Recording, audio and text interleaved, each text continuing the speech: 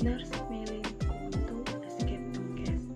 Nah, dalam video kali ini saya akan menjelaskan tentang teknik menyusui, melakukan perawatan perineal, manajemen laktasi atau ASI, dan memandikan bayi baru lahir serta perawatan tali pusat.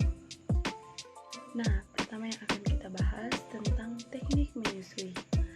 Teknik menyusui yang benar ialah cara memberikan ASI kepada bayi dengan perlekatan dan posisi ibu dan bayi dengan benar, sehingga puting susu ibu tidak lecet atau luka saat menyusui, dan bayi menyusui dengan nyaman dan tidak gumuh. Kedua adalah teknik menyusui dengan benar.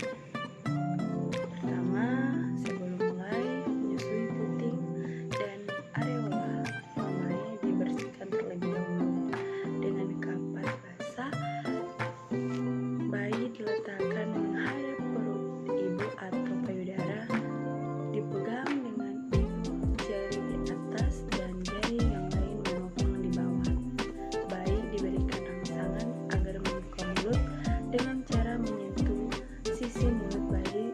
Setelah bayi membuka mulut dengan cepat, kepala bayi didekatkan ke payudara ibu dan puting susu serta talang payudara dimasukkan ke mulut bayi. Nah, selesai menyusui bayi, diwajibkan menyendawakan bayi. Tujuannya agar bayi dapat mengeluarkan udara dari lambung supaya bayi tidak muntah setelah menyusui. Ini adalah melakukan perawatan perineal. Perineum adalah radio yang terletak antara vulva dan anus. Panjangnya rata-rata 4 cm. Saat persalinan, tidak hanya ditemukan oleh organ genitalia interna saja, seperti uterus dan vagina, tetapi bagian seperti otot-otot, jaringan ikat, dan ligamen-ligamen juga mempengaruhi jalan lahir. Adapun waktu perawatan perineum: saat mandi, setelah buang air kecil, setelah buang air besar. Penata laksanaan perawatan perineum: persiapan 1. Ibu postpartum, dan 2. Alat dan bahan. Alat yang digunakan adalah botol, baskom, dan gayung atau shower, air hangat, dan handuk bersih. Sedangkan bahan yang digunakan adalah air hangat, pembalut nifas baru, dan antiseptik.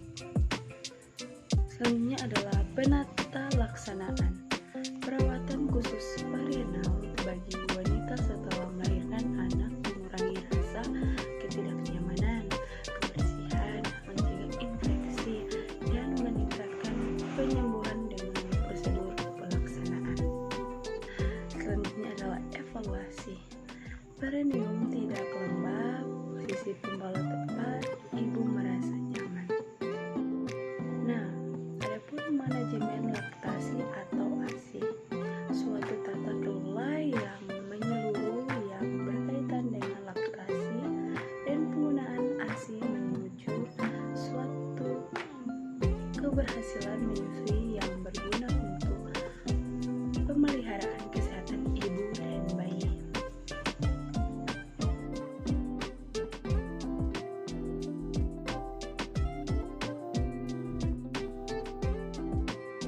Adapun ASI, ASI ini merupakan hasil sekresi kedua belah kelenjar payudara ibu berupa susu terbaik bernutrisi dan berenergi tinggi yang mudah dicerna dan mengandung komposisi nutrisi yang seimbang dan sempurna untuk tumbuh kembang bayi yang tersedia setiap saat, siap disajikan dalam kondisi apapun.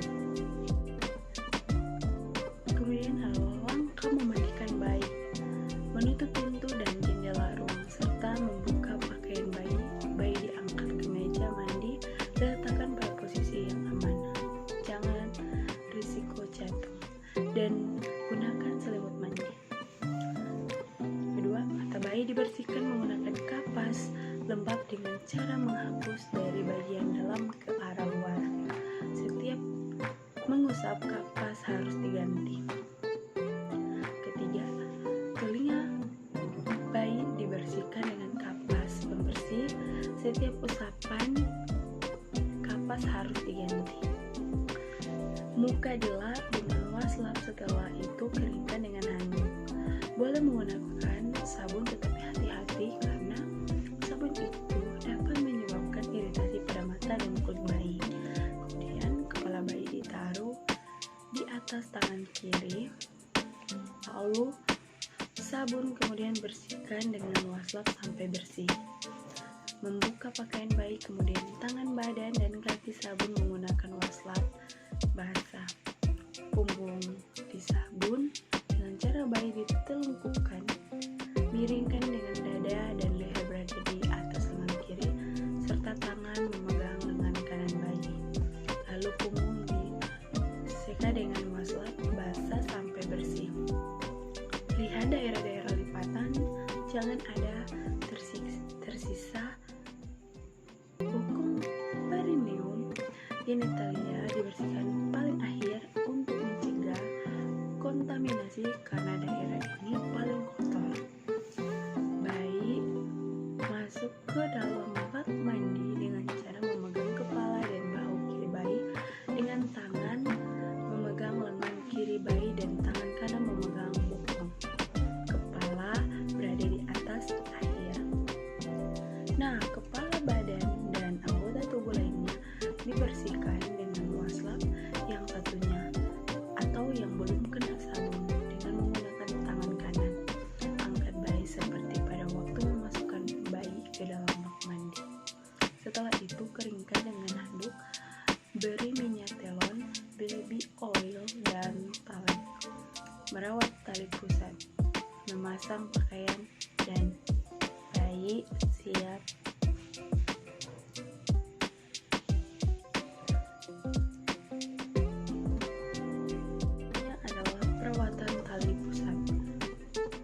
Cukup dibersihkan pangkal tali pusat dengan menggunakan air dan sabun, lalu dikeringkan atau anginkan hingga benar-benar kering. Tali pusat yang dibersihkan air dan sabun cenderung lebih cepat lepas daripada tali pusat yang dibersihkan alkohol. Tali pusat juga tidak boleh ditutup rapat dengan apapun karena akan membuatnya menjadi lembab.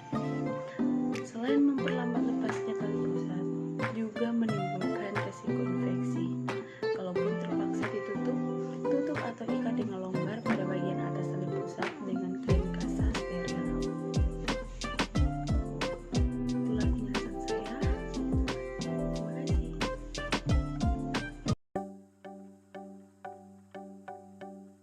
Halo teman-teman, kalian baru lulus SMA atau SMK, masih bingung mau kuliah di mana, atau mau mencari tempat kuliah dengan biaya yang terjangkau dan fasilitas yang memadai, namun dengan tenaga pendidikan yang profesional? Saya akan merekomendasikan salah satu kampus yang ada di Manado, yaitu Kampus Universitas Pembangunan Indonesia Manado. Kenapa mesti UNPI? Karena Universitas Pembangunan Indonesia Manado merupakan salah satu kampus perguruan tinggi swasta yang ada di kota Manado. Universitas Pembangunan Indonesia Manado terletak di Jalan Watung Sidi Bahu, lingkungan 2 Kota Manado, Sulawesi Utara, dan sudah terakreditasi baik oleh Badan Akreditasi Nasional Perguruan Tinggi. Nah, di UNPI juga terdapat 6 fakultas dengan 8 program studi. Salah satunya adalah Fakultas Keperawatan, Prodi Ilmu Keperawatan dan Profesi